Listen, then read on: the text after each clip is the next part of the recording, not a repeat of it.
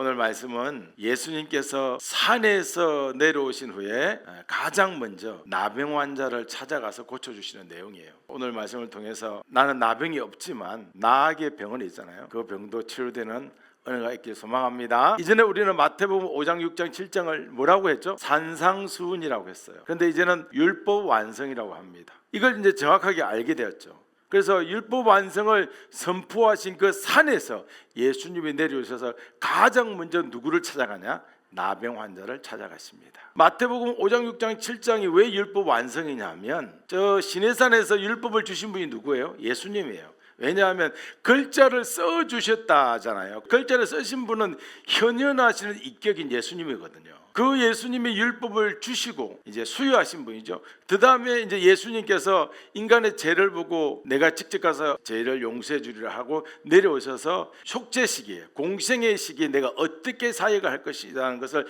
알려주면서 율법을 완성하는 부분이 마태복음 5장, 6장, 7장이에요. 그래서 시내산에서 그 역사가 율법을 완성하신다 하는 내용이에요. 자, 율법 완성하시는 그 산에서 내려와서 첫 번째 하는 사역이 무슨 사역이라고요? 치유 사역. 누구를? 나병 환자를 치유하는 사역이에요. 왜 그러면 가장 먼저 나병 환자를 고쳐주셨을까? 이유가 있습니다. 나병은 지금도 그렇지만 그 당시에는 아주 저주받은 병이었어요. 자, 우리 마태복음 8장 1절부터 2절 우리 같이 한번 읽어봅니다. 예수께서 산에서 내려오시니 수많은 무리가 따르니라. 한 나병 환자가 나와 절하여 이르되. 나병 환자는 몸이 썩어갑니다. 이 코가 썩어가고 손가락이 썩어서 떨어집니다. 그리고 귀도 이렇게 썩어서 제일 연한 부분이 떨어지죠. 문제는 온몸이 썩어가는 거예요. 그런데도 아픈 줄 몰라. 감각이 없어요. 그러다 보니까 사람들이 사는 사회로부터 쫓겨나는 거죠. 가족들도 어쩔 수 없이 버려야 돼요. 쓰레기 취급을 받으면서 살아야 합니다. 가족들이 나병 걸렸다고 식량을 가져다 주지만 결국 굶는 날이 더 많아요. 시간이 흐르면서 가족까지도 외면하기 시작하죠. 가족 중에 나병 환자가 있다고 그러면 저 집에 자녀가 나병 환자돼. 그러면 가족들도 불이익을 당하는 거예요.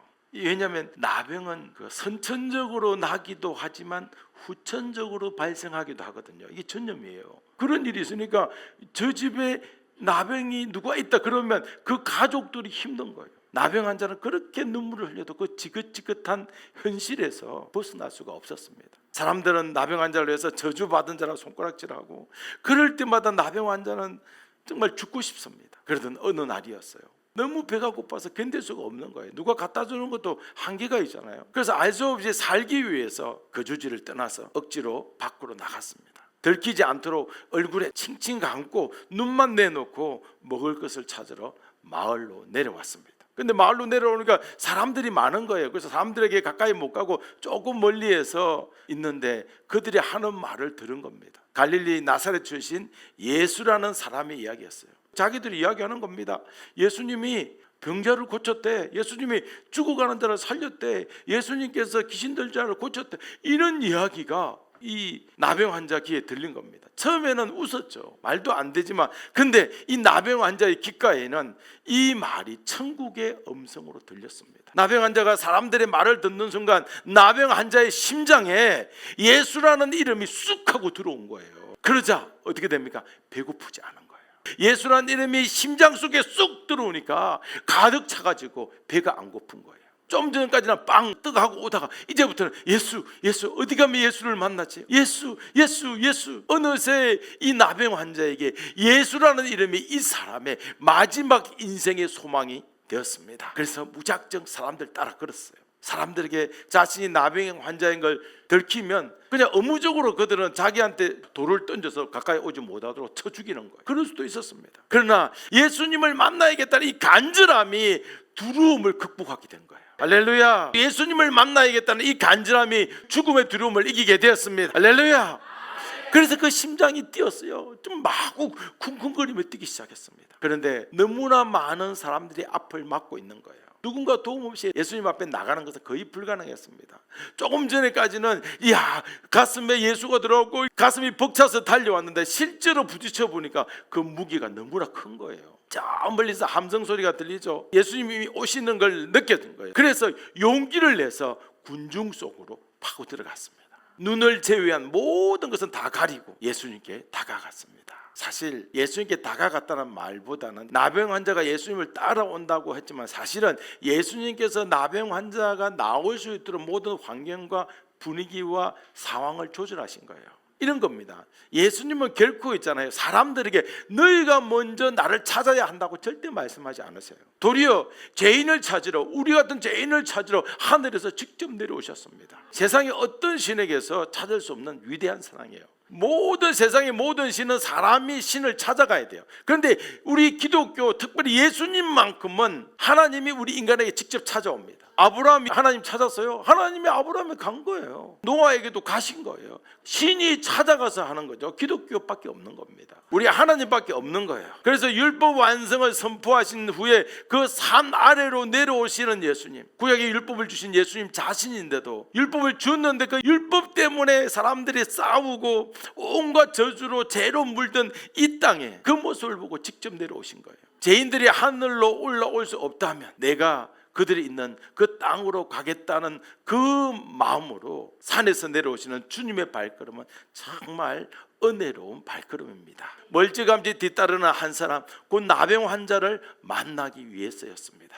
예수님은 나병 환자가 자신을 따를 수 있도록 힘을 주고 계속 용기를 주고 계셨습니다. 많은 사람이 가로막고 있는데도 포기하지 않고 사람들에게 들키면 죽는다는 두려움에도 그 두려움을 이기는 그 간절함도 예수님이 주신 거예요. 할렐루야. 자신도 스스로 아니 내가 왜 이런 용기가 난 거지? 옛날에는 마을 쫙 근처 가지도 않았던 자가 자기가 사람들 속에 있는 거 본인도 놀라는 거예요. 예수님은 썩어서 죽어가는 나병 환자를 사랑으로 바라보십니다. 예수님이 하늘에서 굳이 내려오지 않았다면 이런 기적은 불가능했습니다. 우리가 생각하기를 사람 쪽에서 내가 하나님을 찾아가야지 한다고 해서 하나님께 갈 수 없어요. 사람은 처음부터 하나님이 어디 있는지도 모릅니다. 또 어디 있다고 알아도 찾아가지 않는 죄악으로 가득해요. 타락한 인간의 마음은 하나님을 모시기 싫어하고 오히려 도망치고 싶은 본성으로 가득해요. 그래서 예수님이 산에서 내려와야 했고, 그래서 예수님이 하늘에서 이 땅으로 직접 내려와야 했습니다.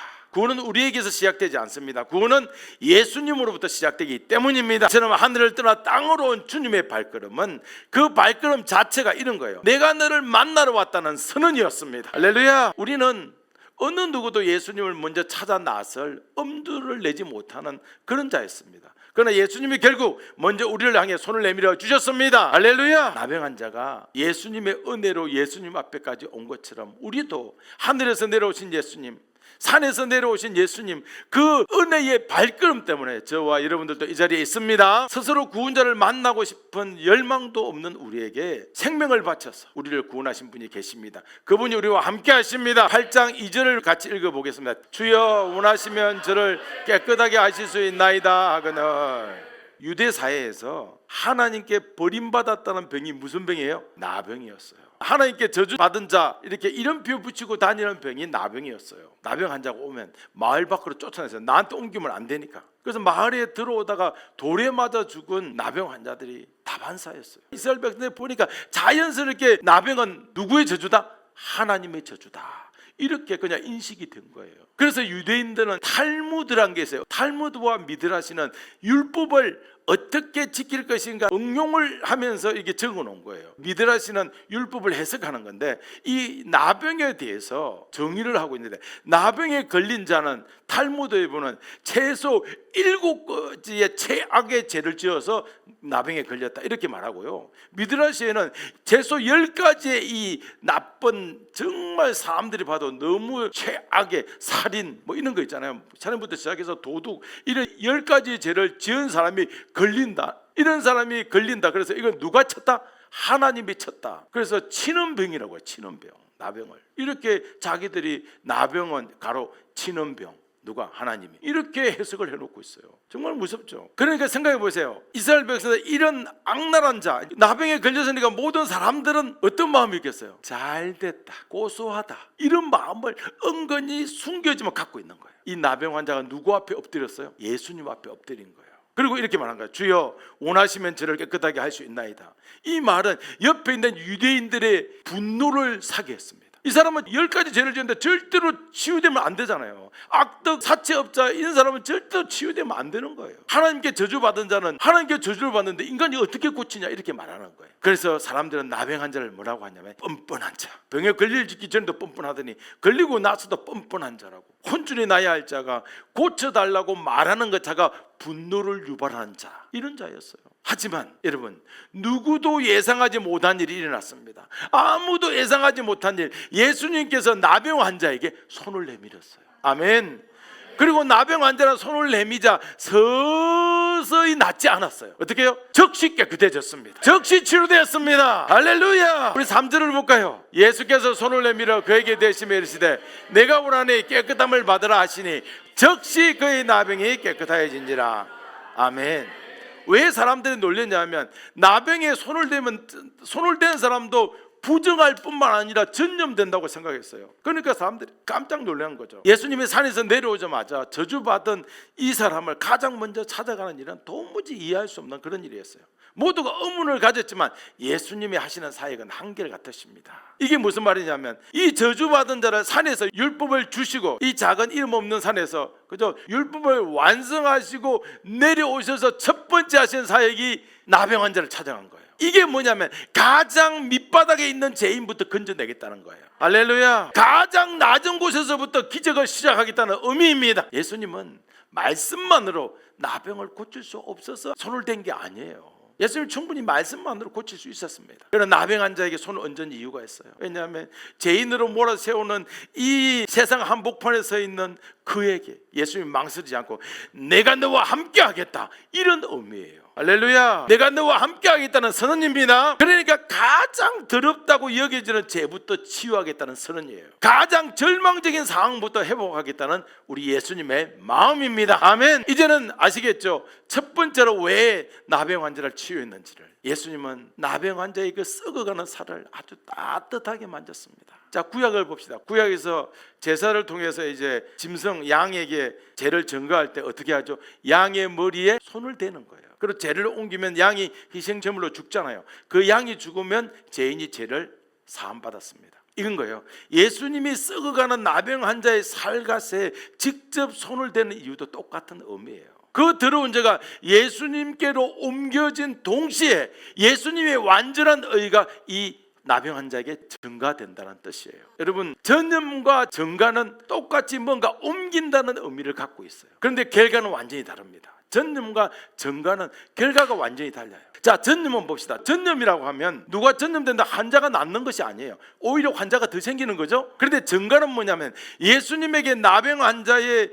죄가 증가되는 순간 죄인은 즉시 모든 죄에서 해방됩니다. 나병 환자는 처음에 내 몸만 나오면 소원이 없겠다, 이 저주도 해방될 것이라고 생각했어요. 근데 그는 이 쓰라린 문둥병보다 나병보다 더 심각한 영혼의 병이 있다는 것을 전혀 깨닫지 못한 거예요. 영원한 죽음에 이를 만큼 인간의 죄가 이렇게 무겁고 파괴적인 것을 그는 알지 못했습니다. 그러나 예수님은 나병 환자를 육체적으로 회복시키는 것에 그치지 않고 그의 마음과 영혼 전체를 되살려 주십니다. 아멘. 예수님은 이 사람이 사람과 사람과의 관계가 회복되는 것보다 먼저 하나님과 그 죄인과의 관계가 회복되고 치유되기를 원하셨습니다. 예수님은 나병 환자가 회개하기 전부터 이미 예수님은 그 죄를 짊어지셨어요. 세례를 받았으니까 이미 짊어진 거예요. 그러니까 회개가 용서의 조건이 아니다는 것이에요. 회개한다고 용서되는 것이 아니에요. 회개한다고 구원받습니까? 아니에요. 회개한다고 구원받는 게 아니에요. 오히려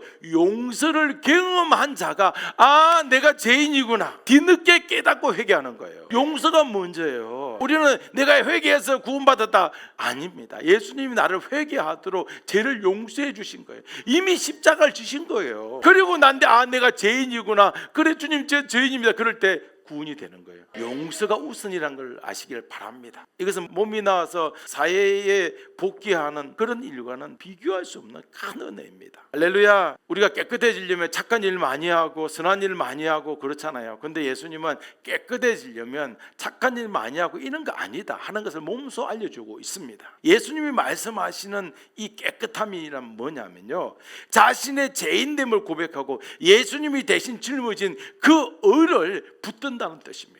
할렐루야. 그러니까 스스로 의롭다 여기는 자가 아니라 예수님의 의로움이 증가되어서 얻게 되는 깨끗함, 이것만이 하나님 앞에서 구원으로 인정받습니다. 나병 환자의 몸이 예수님 말씀 한마디에 즉시 깨끗해졌습니다. 예수님께서 삼위 하나님이 그 넷째 날에 태양과 별을 만들고 별이 몇 강령 떨어졌어도 비추라 말씀하시니까 즉시 비추는 거예요. 맞습니다. 똑같은 거예요. 오늘 예수님께서 이 나병 환자에게 손을 대는 즉시 치유되는 겁니다. 할렐루야. 세상은 어떻게 말합니까? 꾸준히 노력하고 수행하고 조금씩 나아지면 된다고 말해요. 그래서 답은 무슨 말이냐면 우리의 선행과 의, 착한 거, 모든 행동을 모두 쌓아서 구원에 이르겠다는 그런 의미가 있습니다. 하나님의 평가 기준은 그런 게 아니에요. 하나님의 기준은 상대 평가가 아닙니다. 무슨 평가예요? 절대 평가입니다. 내가 다른 사람들보다 더 어려워서 천국 가는 게 아니에요. 구원은 점수를 조금씩 축적해가지고 쌓아가서 이렇게 많이 해갖고 가는 게 아니에요. 예수님이 깨끗함을 받으라 하는 그 순간 나병 환자가 단숨에 회복되었던 것처럼 예수님을 믿는 자는 믿는 그 순간 어렵다함을 받습니다. 할렐루야. 이것이 기독교 구원관의 핵심이에요. 예수님이 깨끗함을 받으라 말씀하는 그때 끔찍한 나병이 치유된 것처럼 예수 믿는 이들의 구원도 마찬가지입니다. 서서히 구원에 이르는 게 아니에요. 구원자를 믿는 즉시 구원이 임합니다. 할렐루야. 예수님의 치유 방법은 세상과 다릅니다. 우리의 영혼까지 깨끗하게 할 수 있는 분은 오직 예수님밖에 없습니다. 예수님의 손길이 닿는 순간 비난받던 죄인이 오늘 어떻게 바로 영광의 자리로 옮겨지는 겁니다. 사랑하는 여러분, 우리도 나병 환자와 같습니다. 우리도 스스로 깨닫지 못한 죄가 얼마나 많은지 모릅니다. 내가 회개해서 구원받는다면 큰 죄 지은 거 몇 가지는 생각나잖아요. 그런데 생각나지 않는데 회개 못했으면 그럼 지옥 갑니까? 아니요. 이미 용서하시겠으니까 회개 못해도 천국 가는 거예요. 할렐루야. 그런데 이제 회개 좀 하라 그러면 어떻게 해요?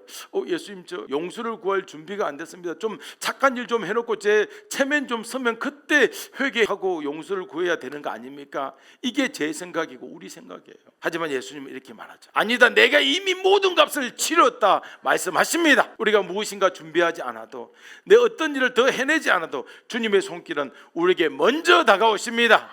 이미 우리 길을 깨끗하다고 선포하십니다. 인간이 아무리 열심을 내어서 율법을 지키고 계명을 지켜도 인간적인 어른은 천국에 이를 수 없다는 이 복음을 우리는 자주 까먹고 잘 모릅니다. 왜냐하면 세상은 우리에게 조금만 더 나아지면 조금만 더 싸우면 천국에 간다고 이렇게 가르쳐주고 있기 때문에 이 복음을 이렇게 혼미하게 돼요. 그러나 천국은 상대평가로 들어가는 것이 아닙니다. 천국은 절대적인 의가 필요해요. 절대적인 의가 뭡니까? 예수님의 의예요. 아무리 철학 기도를 많이 하고 산에서 100일 기도를 해도 예수님 없으면 못 가는 겁니다. 아멘.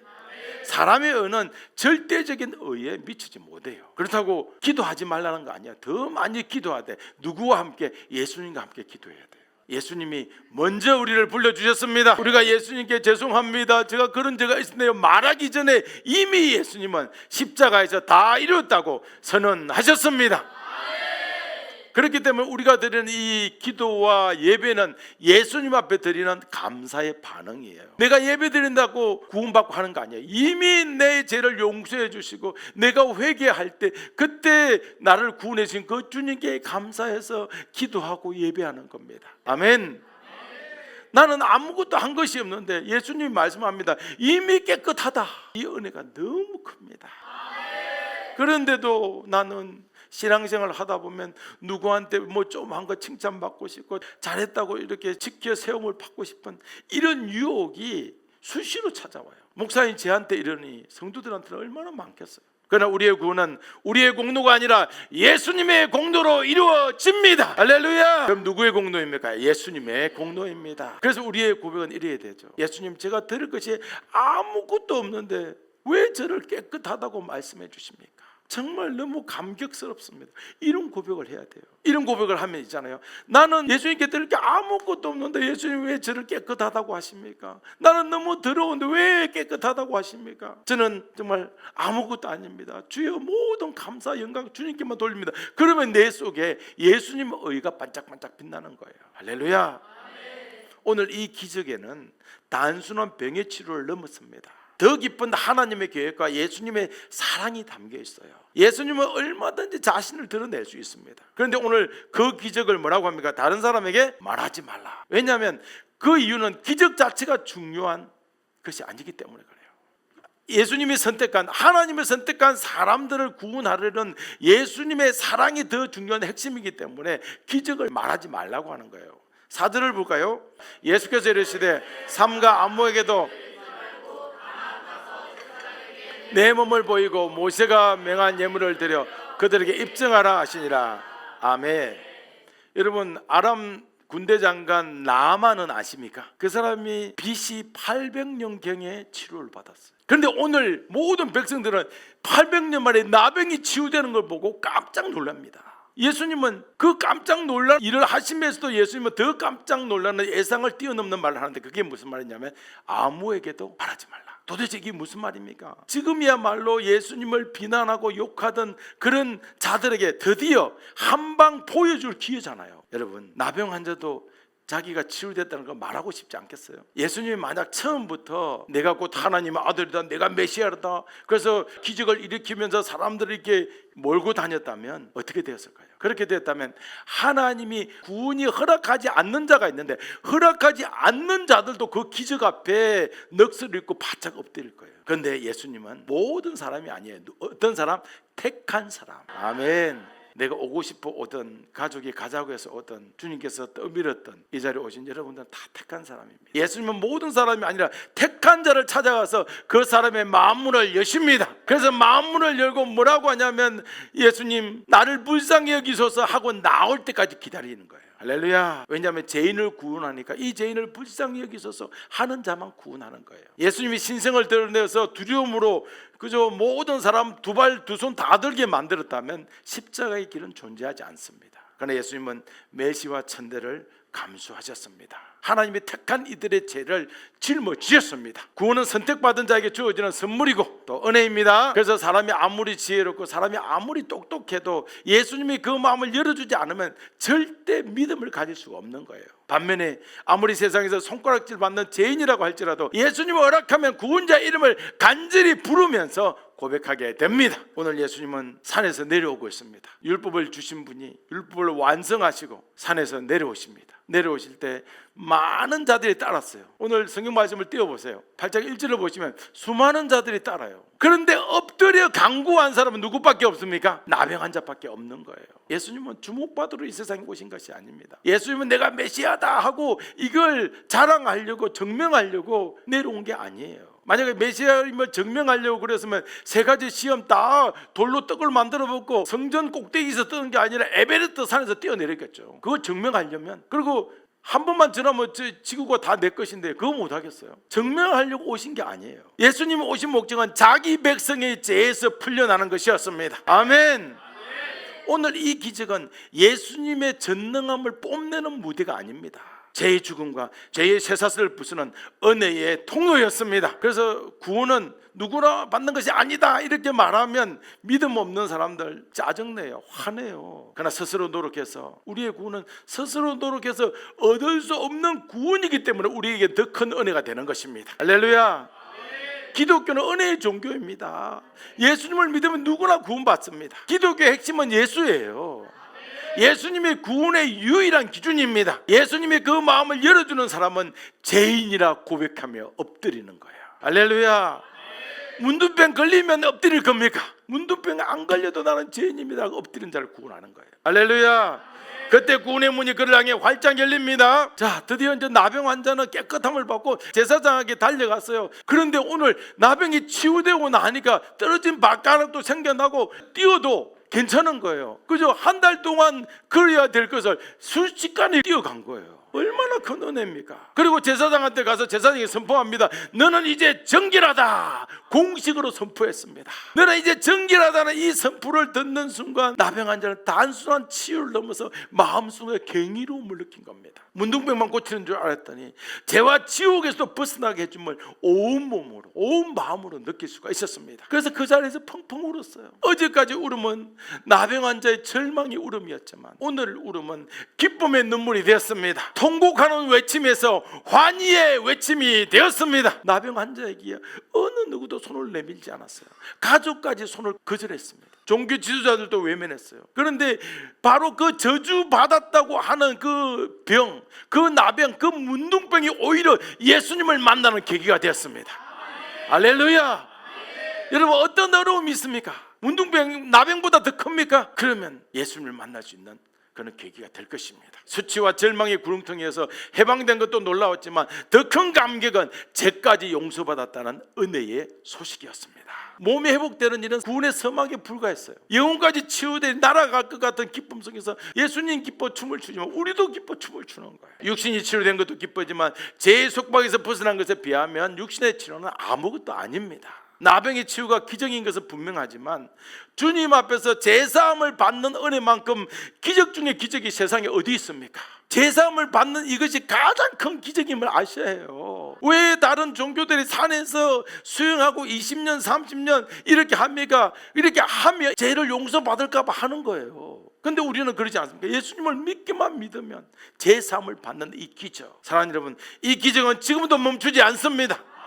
이 기적은 지금도 계속되고 있습니다. 그 기적을 위해서 예수님이 먼저 죄인들을 찾아가십니다. 먼저 아픈 자들을 찾아가십니다. 할렐루야. 여러분, 나병 환자가 달려갈 때 얼마나 기쁘게 찬양했을까요? 그 기쁨은 죽는 날까지 이어질 것이고 천국에서까지 이어졌습니다. 사랑하는 여러분, 우리가 바로 잘못된 길을 걷던 우리였습니다. 이제 예수님을 알게 되어서 영혼이 좀 숨이 트였어요. 그러나 우리 역시 나병 환자와 다를 바 없는 죄인입니다. 우리의 더러움과 추함과 우리의 허물을 보면서도 예수님은 우리가 회개하기도 전에 먼저 사랑과 은혜를 베푸셨습니다. 그래서 이제부터 우리는 단순히 내 질병 좀 고쳐주세요, 내 이 어려움 좀 해결해 주세요, 이걸로 끝내면 안 됩니다. 기도할 때 나는 이제 예수님 아니면 안 됩니다. 나를 구원하신 그 사랑에 저는 감사하고 찬양하겠습니다. 이렇게 기도의 전환이 필요합니다. 이런 고백으로 변화되길 소망합니다. 지금도 예수님을 나타내는 그 큰 은혜가 우리를 향해 열려 있습니다. 내 질병을 통해서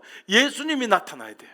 내 병 고쳤다, 예수님이 고쳤다, 이게 예수님이 나타나는 것이 아니고, 예수님, 이제 나는 예수님 없으면 안 됩니다. 이렇게 예수님하고 나와의 관계 속에서 예수님이 드러나야 돼요. 할렐루야. 우리가 이런 은혜에 눈을 뜰 수 있는 것만으로도 얼마나 큰 은혜인지를 깊이 생각하기를 소망합니다. 단순히 나의 질병 고쳐주세요, 어려움 해결해 주세요 아니라 뭐라고 하냐면 예수님 아니면 안 됩니다. 나 같은 자를 구원해 주시는 그 사랑 감사합니다. 예수님을 드러내는 기도를 하면 질병이 치유됩니다. 주님, 내 질병이 이거 아무것도 아닙니다. 할렐루야. 저주받았다고 생각하는 그 질병이 예수님을 만나는 계기가 됐잖아요. 이 병으로 예수님을 만나게 하소서, 이 어려움으로 예수님을 만나게 하소서, 이렇게 기도를 전하는 이 미션을 한번 해보시기를 주님의 이름으로 축복합니다.